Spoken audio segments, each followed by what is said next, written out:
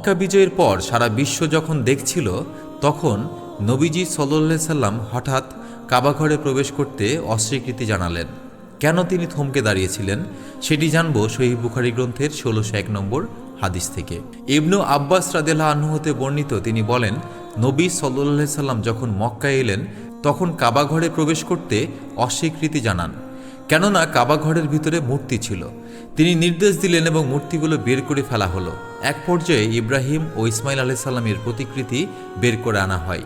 তাদের উভয়ের হাতে জুয়া খেলার তীর ছিল। তখন নবী সাল্লাল্লাহু আলাইহি সাল্লাম বললেন, আল্লাহ মুশরিকদের ধ্বংস করুন। আল্লাহর কসম, অবশ্যই তারা জানে যে ইব্রাহিম ও ইসমাইল আলাইহিস সালাম তীর দিয়ে অংশ নির্ধারণের ভাগ্য পরীক্ষা কখনোই করেননি। এরপর নবী সাল্লাল্লাহু আলাইহি সাল্লাম কাবা ঘরে প্রবেশ করলেন এবং ঘরের চারিদিকে তাকবীর বললেন, কিন্তু ঘরের ভিতরে সালাত আদায় করেননি। আল্লাহর ঘর কেবল আল্লাহর ইবাদতের জন্য। শিরক মুক্ত জীবনই হলো জান্নাতের পথ। আল্লাহ আমাদের ঈমান খাঁটি করুন, আমিন। জাযাকাল্লাহু খাইরান।